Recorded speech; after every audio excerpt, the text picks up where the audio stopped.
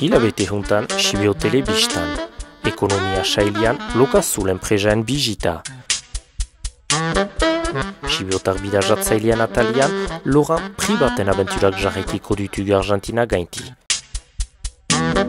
Faz de mob, sailberrian estrena. Helenekin, elkartuko gia mauleko bidegen aterpetxian.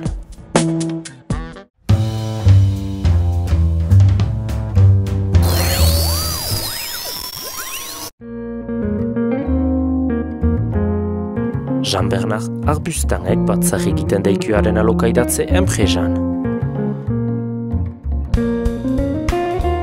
Alors, en fin d'année 2005, j'avais entendu que la location Bordato à Montcaillol cessait son activité pour départ à la retraite. Et donc, je me suis dit que c'était l'occasion de lancer cette activité à Montléon et me rapprocher de la Haute-Soule et surtout à Montléon où je pense que l'activité aurait été meilleure qu'à Montcaillol. Donc, en janvier 2006, nous voilà partis dans le nouveau projet avec Locasoul et voilà, donc pour me faire aider, j'avais été voir l'Audace avec Jean-Pierre Rita et Dominique Pochelu pour voir au niveau des démarches administratives ce qui se faisait.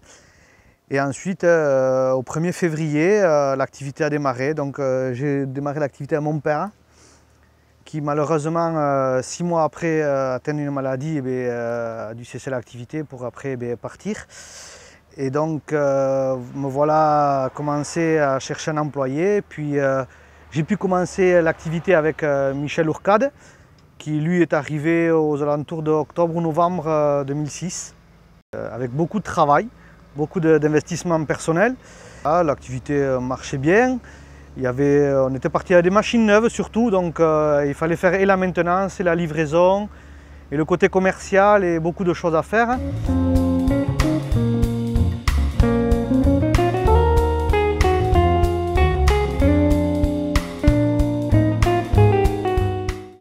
Alors 7 ans après, nouveau challenge en fait, où manque de place dans l'ancien dépôt. Manque de place, activité motoculture qui prenait de plus en plus de place. L'activité location où il fallait investir dans des machines et du matériel lourd et plus gros. Donc nouveau challenge, on s'est dit on va essayer de faire un bâtiment neuf avec cette fois-ci un magasin pour la motoculture. Plus d'espace pour manœuvrer, pour se garer, pour les clients, l'accueil client. Et donc je m'étais rapproché de la mairie et j'avais demandé à Michel Etchebest s'il n'y avait pas un terrain qui traînait sur la zone, parce que je voulais quand même rester sur la zone et pas partir trop loin. Et donc voilà, il me restait ce terrain qui à la base peut-être était un peu compliqué à exploiter, mais bon, les machines étaient là pour le faire. Et en 2012 ou 2013, il y a donc 3 ans de ça, on est arrivé ici, donc avec ce bâtiment tout neuf, tout beau, tout neuf. Et sur ça, il a fallu, ce qui devait arriver arriva. Le magasin motoculture a généré plus de demandes et donc une embauche supplémentaire avec Patrice Dunat d'Agnarp, qui lui est venu renforcer l'équipe pour la motoculture, les flexibles hydrauliques.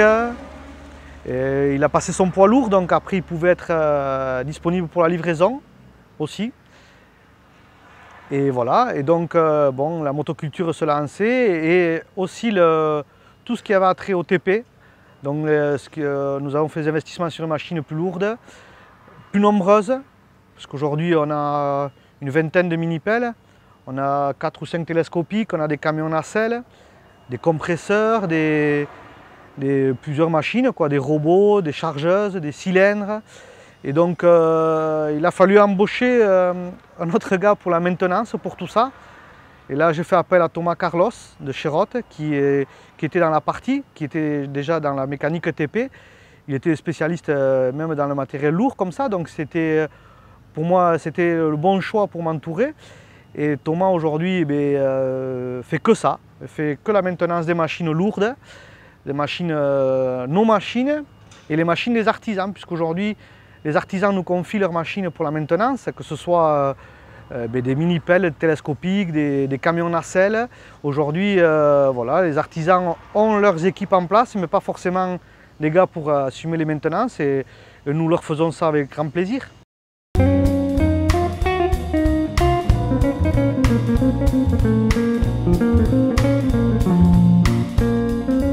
Alors, Michel qui était à la base, lui prévu plus pour la maintenance et le transport, aujourd'hui fait exclusivement, quasiment que du transport, puisque aujourd'hui Lokassoul arrive à s'étendre, donc nous allons de plus en plus loin.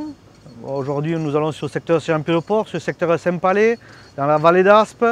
On arrive à aller sur Pau, sur la côte, et aujourd'hui le service que nous pouvons apporter en supplémentaire, c'est le transport. Et donc c'est Michel aujourd'hui qui fait beaucoup de ça.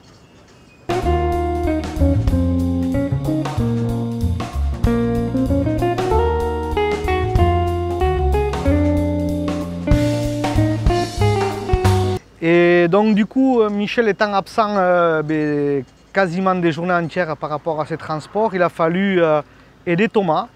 Donc j'en viens à la quatrième embauche. La quatrième embauche, donc c'est Peyo Echeverry de Garendin qui vient d'arriver le 1er septembre, qui lui aussi reste avec Thomas. Il a fait tous ses stages ici, il était au LEP Champeau et il a eu son bac pro. Je lui avais proposé de venir nous rejoindre à Lokassoul parce que c'était un jeune qui me plaisait beaucoup, un jeune d'ici qui m'avait bien plu lors de tous ses stages. Et donc aujourd'hui, Peyo a intégré l'équipe et à temps complet, il est avec Thomas sur la maintenance TP.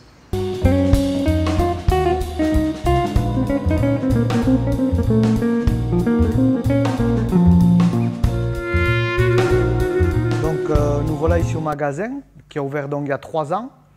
Donc nous faisons la marque Cup Cadet et Husqvarna en motoculture avec des ventes d'accessoires. Et là aussi, donc, il a fallu prendre un petit apprenti pour nous aider à faire le montage sur les machines neuves. Et aujourd'hui, un apprenti que nous avons depuis 3 ans et qui est parti sur un bac pro à Mont-de-Marsan. Donc cette semaine, il est à l'école. Et voilà, donc c'était le 5e qui a retrouvé l'équipe. Et puis une autre activité qui a démarré là aussi sans qu'on s'y soit préparé, c'est que j'ai des passionnés de moto et de quad. Et la passion a fait que des gens nous amenaient des machines à réparer, que ce soit des quads ou des motos. Et je pense que, victime du succès des réparations, l'activité est partie, et bien partie. Donc il a fallu là aussi trouver quelqu'un pour nous entourer. Il s'agit de Sébastien Roulard qui a travaillé chez Castera il y a quelques années à Orthès et ensuite qui est parti à Saint-Palais pendant quelques années. Et aujourd'hui, Sébastien, c'est le 8e à travailler pour nous. Il a intégré ses murs le lundi 1er octobre. Et aujourd'hui, voilà, il est venu renforcer l'équipe pour tout ce qui est moto, quad, débroussailleuse, tronçonneuse aussi, malgré tout, mais surtout essentiellement pour la partie engin tout-terrain. Mais j'ai un petit projet, c'est d'arriver à faire un magasin maintenant, un petit magasin qui va avoir attrait à cette discipline, parce qu'ici, dans toutes les fermes, on trouve des quads, des motos.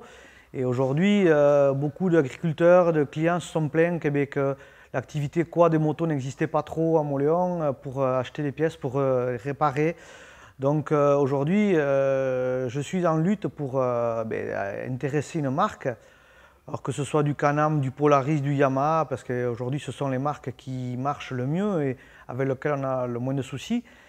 Et une marque qui nous plairait en plus. Donc aujourd'hui, si le projet arrive avec une de ces marques-là, on fera un magasin avec la possibilité de venir acheter encore des machines neuves ici, alors que c'est déjà ce qu'on fait, mais c'est plus compliqué de passer par des intermédiaires parce qu'il faut aller chercher les machines loin. Et forcément, le temps perdu fait qu'on ne peut pas faire mieux, quoi. Ouais, alors aujourd'hui, notre activité aussi, je pense qu'elle s'est vite développée par notre force et notre service. Ça veut dire des grandes amplitudes horaires. Le matin de 7 h à midi et de 13 h 30 à 19 h 30, voire plus tard. Mais les heures sont là et aujourd'hui, je pense que le service qu'on peut apporter fait la différence par rapport à ça. Bon, alors aujourd'hui, c'est vrai que j'ai une satisfaction, même si je n'ai pensé aujourd'hui pour mon père, puisqu'on avait commencé l'activité ensemble. Aujourd'hui, la satisfaction, c'est que je peux travailler avec ma femme, donc celle qui suit tout ça, les factures, les relances, les commandes clients par rapport à la location. Et donc, c'est un poste lourd. Et c'est surtout beaucoup de patience pour elle, parce que il faut quand même qu'elle me supporte, et aujourd'hui c'est pas facile, et en plus d'une charge de travail très très lourde.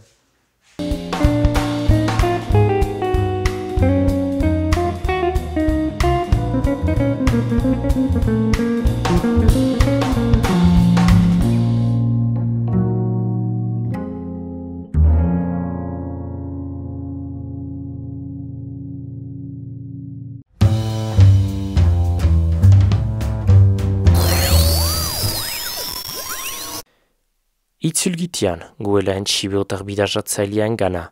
Aldi juntan, Hego Amerika gaintirugulaik. Bonjour, donc je m'appelle Laurent Privat et aujourd'hui je vais parler de mon voyage en Argentine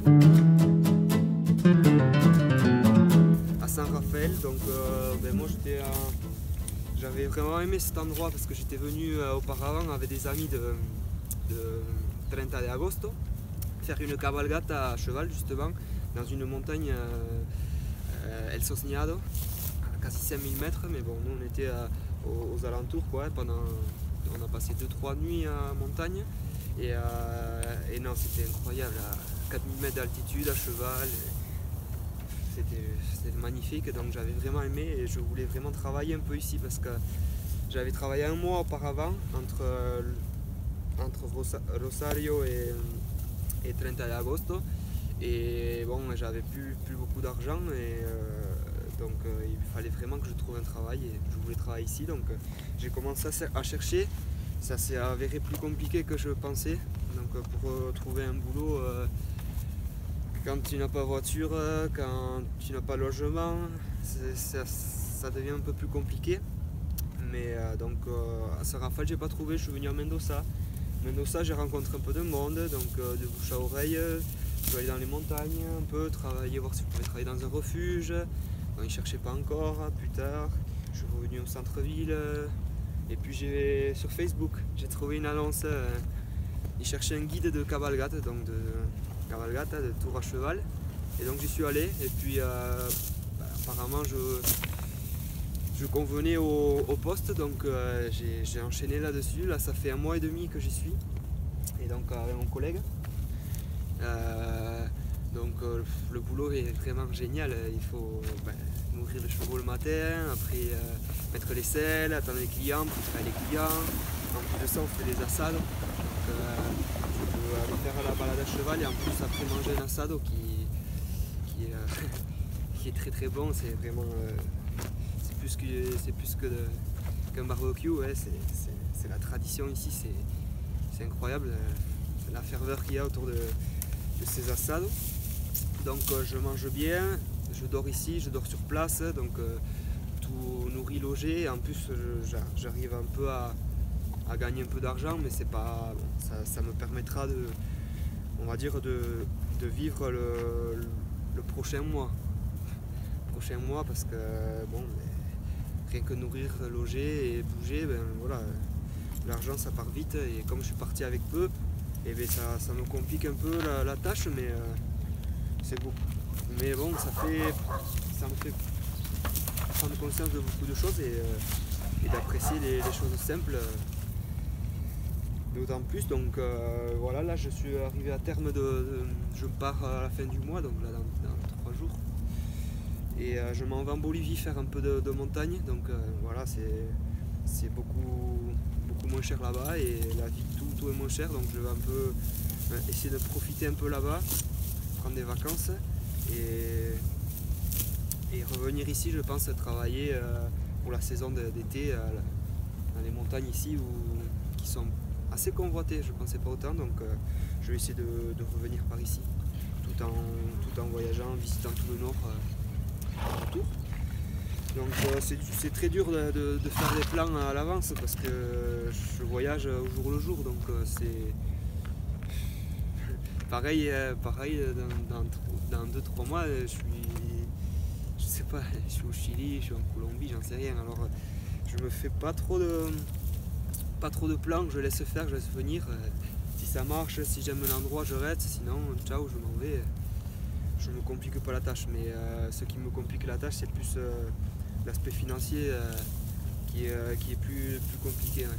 Plus compliqué à gérer, mais bon, on finit toujours.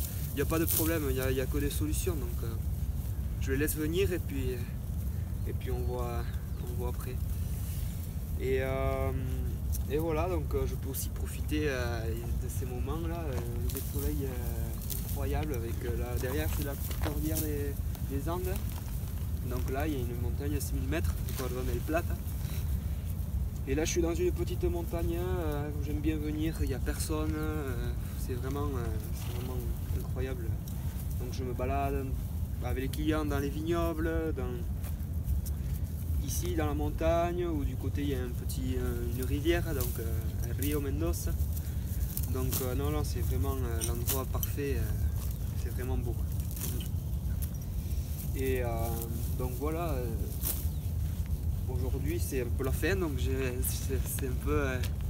c'est toujours dur de partir dans un endroit parce que mais quoi que tu fasses ou que tu ailles, tu n'es jamais chez toi, donc tu mets souvent du temps à trouver tes marques dans un endroit, tu commences et quand tu commences justement à trouver tes marques et te sentir bien, c'est là qu'il faut partir parce que c'est le voyage qui veut ça et que je suis mon instinct qui me dit de partir et de continuer, donc c'est toujours difficile, mais bon, je pourrais toujours revenir, je sais où c'est, donc voilà, là je profite juste des derniers moments ici et voilà, et puis je me prépare pour d'autres moments incroyables ici en Amérique du Sud. Et voilà, donc aujourd'hui je vais profiter, je vais aller me balader et c'est tout ce qu'il y a à faire.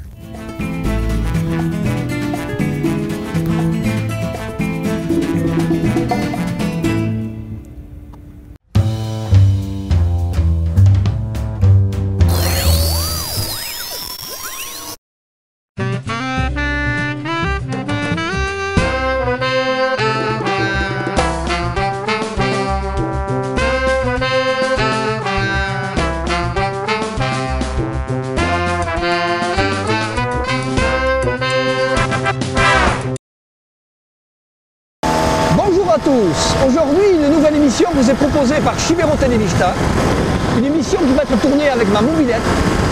Suite à tous les voyages que j'ai effectués en mobilette cet été, j'ai rencontré des personnes et j'avais envie de leur faire des petites interviews, je leur ai rendu visite pour discuter, pour voir ce qu'ils pensaient, ce qu'ils faisaient.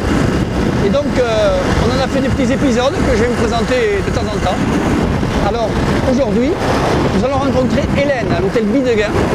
Hélène a repris l'hôtel il y a quelques années avec son mari pour en faire des chambres d'hôtes. Donc nous allons la rencontrer, nous allons la voir. Venez, suivez-moi, on y va. Eh bien Hélène, bonjour. Bonjour.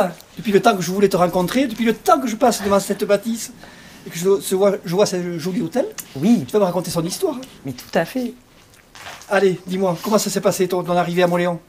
Et ça s'est bien passé. On était sur Bordeaux en fait et on avait un projet, on voulait déménager parce qu'on avait les enfants qui grandissaient. Et du coup, on a cherché un petit peu partout et puis on s'est arrêté sur cette bâtisse pour laquelle j'ai eu un énorme coup de cœur. C'est une bâtisse, c'est vrai que quand on rentre dedans, elle est prenante, elle est poignante et il y a un potentiel de malade. Donc il faut effectivement s'investir considérablement dedans, mais c'est vrai qu'il y a énormément de choses à faire. Il faut savoir aussi que ce bâtiment, il a été très bien fait, sauf que par rapport aux normes hôtelières, ils ont été obligés de déstructurer complètement le bâtiment. Donc on essaye, peu par peu, de revenir à la configuration initiale du bâtiment. Et c'est vrai que c'est pas évident parce que faut enlever, il faut recréer, il faut réorganiser. Moi je sais que j'ai par exemple de très beaux puits de jour qu'il faudrait que je reprenne. Sauf que à l'intérieur, j'ai tous mes câblages Au électriques. départ, il y a combien de chambres? Il y avait une quarantaine de chambres. Quarantaine de chambres. Ouais, quarantaine de chambres. Wow. Elles étaient petites et mal insonorisées. Et donc, du coup, sur un étage, là où il y en a 20, on va en récupérer 10. Ah, sauf ouais. qu'on ne peut pas, parce qu'on est chambre d'hôte. Sur 3 étages? Ah non, non, en fait, le rez-de-chaussée, on l'a réaménagé en salon commun. Il était déjà en salon commun, puisque Madame Dabadi nous expliquait les salons petit déjeuner. Il y avait en fonction des classes, des pièces appropriées. Donc voilà, la bourgeoisie d'un côté, les maquignons de l'autre, c'était l'époque. Et donc le rez-de-chaussée, il n'y a pas de chambre. Après, il y a le premier étage qui a été réaménagé en appartement, studio et appartement. Et après, il y a le deuxième étage que nous, du coup, côté jardin, on a remis en chambre. Et il reste le troisième étage qui est complètement dans son jus. Allez, Voilà. tu me fais visiter un petit peu? Tu me montres un petit peu? Je te suis. Allez, On vas-y. y va. Vue de hauteur plongeante sur le jardin, à l'espagnol, avec les petites arcades qu'il faudrait qu'on reprenne encore tous les étés. On les reprend à la Il y a chaux. beaucoup de monde qui viennent cet été, tout ça? Oh, ça a été plein tout l'été. Hein. En même temps, on n'a pas de mérite. Toute la Soule a été pleine tout l'été. Donc, voilà, il y a de la demande et aucun souci. C'est ici dans ton prochain Voilà, chantier. Ouais, le prochain chantier. Je sais pas si c'est le prochain, mais ça va vite arriver. On a un petit peu commencé parce que c'est l'appel. Hein. C'est l'appel de la réno, de la restauration et puis de ce côté artistique, quoi. Donc, on a commencé. On avait déjà fait 3 couleurs de verre qu'on a repris parce que les couleurs, on trouvait qu'elles ne s'harmonisaient pas trop entre elles. Et je voulais des couleurs un peu métropolitaines. Donc, on a un petit aperçu des verres. Et le gros chantier, ça ne va pas être les boiseries, ça va surtout être les moulures qu'on voit partout au plafond. Disons, si on pouvait revenir en arrière et voir tout ce qui a dû se passer ici. Ah non, mais ça c'est sûr, ça a dû être assez exceptionnel. Donc voilà, et puis c'est vrai qu'on ne le sent pas via la caméra, mais c'est quand même des lieux qui sont chargés d'histoire, d'âme. Et c'est vrai que par respect pour tout ça, on ne peut pas laisser péricliter ça comme ça, quoi. On ne peut pas laisser des biens pareils se détériorer, se détruire, parce que c'est vrai que quand on l'a repris déjà, vous pouvez voir déjà quelques boiseries. Allez, on continue. Il y avait du boulot. Je te suis. Au fait, aussi à l'entrée, j'ai vu écurie. Qu'est-ce que c'est exactement? Tu connais l'histoire? Alors oui, à l'époque, c'était un relais de poste. Donc à l'époque, il n'y avait pas de voiture, donc les relais de poste arrivaient en chariot. Il y avait les écuries qui étaient bouchées sur les arcades du fond, et on mettait les chevaux au fond. Et donc les chevaux étaient parqués au fond, les cochers dormaient dans le bâtiment, et il y avait aussi une réserve pour les colis. Et on a retrouvé des boîtes timbrées avec les colis de l'époque, et datées de l'époque, c'était assez sympa. On a trouvé plein de petits trésors comme ça, assez sympa. On a retrouvé les roues de charrette, donc tout ça on a gardé. Et on nous a expliqué que le sol qu'on voit là, tous les galets en fait, ils ont été aplanis par le fer des chevaux. Ils ont poli les galets, et ce qui fait que ça pourrait être classé. On n'a pas voulu parce que ça crée énormément de contraintes, mais voilà, c'est quand même quelque chose, ce pavage-là et poli comme ça, c'est un beau témoignage du temps en fait. Alors là, on a le fameux salon basque. Une pièce qui est... Toutes les boiseries étaient à peu près comme ça, sauf qu'avec le temps, le bois c'est pourri en fait. Et donc, pâte à bois, et sur de la pâte à bois, on ne peut pas laisser du bois. Donc, du coup, on a peint les autres pièces, mais on a voulu, comme celle-là était saine, en fait, on a voulu la laisser intacte. Alors, on a mis quelques photos d'un photographe du coin. Ah, je connais celui-là. Il y en a des en haut aussi qui sont sympas. Ah ouais, belle déco quand même, hein. Voilà, là on a une salle de jeu pour les enfants, pour Tutti Quanti. Là on a une petite salle pour le petit déjeuner. Ok, parce qu'en fait, tu leur fais le petit déjeuner à tes clients? Oui, Tout le temps? Tout le temps. Automatiquement? automatique. Pas de repas? Pas de repas, parce qu'on a les enfants et voilà, on n'a pas beaucoup d'heures dans la journée, donc on garde les horaires du soir pour les enfants. Et c'est c'est les petits trésors de la maison, c'est mes petits trésors à moi, comme ce petit poêle, ce chauffe-plat. Qu'on ne trouve plus en fonte. Voilà, c'est des petits. Si on sait regarder dans cette maison, il y a plein de petites choses comme ça qui sont assez extraordinaires. On a récupéré énormément de vieux miroirs au mercure comme ça, aussi qui sont très jolis. Donc combien de travail tu m'as dit? Combien de temps tu as passé à travailler ici? On l'a acheté en 2012, donc on a 5 ans. 5 ans. 5 ans de boulot, ouais. Ah ouais, parce que c'était pas comme ça quand on a pris. Là, il y avait une grosse verrière là, qui gâchait tout. Donc on a sorti la verrière, on a échafaudé pour refaire toute la peinture parce que tout était jaune, coquille d'œuf. Et ça a écrasé énormément. Donc du coup, voilà. Toutes les toiles comme ça, on va remercier monsieur Joachim Hulin qui m'a gentiment permis de mettre ces toiles dans la maison et qui font un petit coup de couleur, des touches de couleur et qui meublent bien mon couloir. La taille, le petit balcon et tout. Voilà, salle de... Alors celle-là, c'est la familiale. Donc quasiment tout en décoursive. Dans l'avenir, tu vas en faire d'autres, c'est ça? Ah non, je peux pas, je peux plus. Là, tu as fond. À 5, c'est limité à 5, donc je peux pas en faire plus. Ça, c'est posé. Donc ça, c'est validé. C'est pour ça qu'après, on va passer en studio et la grande salle. D'accord. Voilà. Et puis, c'est quand même énormément de boulot. Ouais. Donc à 2, je sais pas si on pourrait assumer... Mais bravo pour la déco, c'est vraiment joli. C'est vraiment stylé. C'est gentil, c'est gentil. Ouais. En fait, on a fait beaucoup avec de la récup. Énormément de récupération. Et voilà, et puis des petits présents à droite, à gauche, des uns, des autres. Et voilà, ouais. Donc du coup, on a réussi à meubler, quoi, peu par peu, et un pied après. La grande différence entre un hôtel et une maison d'hôte comme ça? Et les maisons d'hôtes, en fait, ça dépend beaucoup de... C'est des normes d'habitation.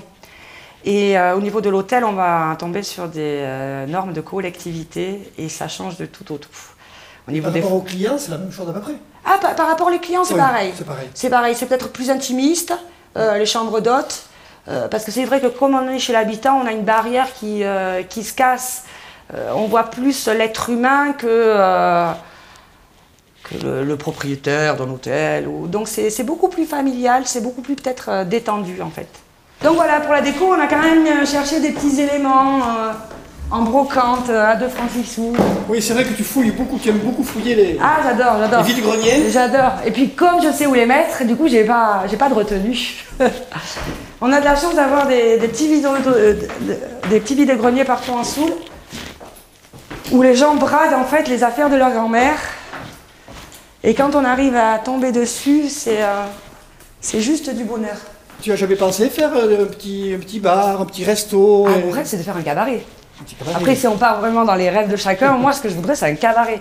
Donc voilà, c'est pour ça que je voudrais un esprit très 1900, c'est pour avoir voilà, mes filles aguicheuses dans le contexte de l'époque. Et oui, donc moi, j'aimerais vraiment aller là-dessus.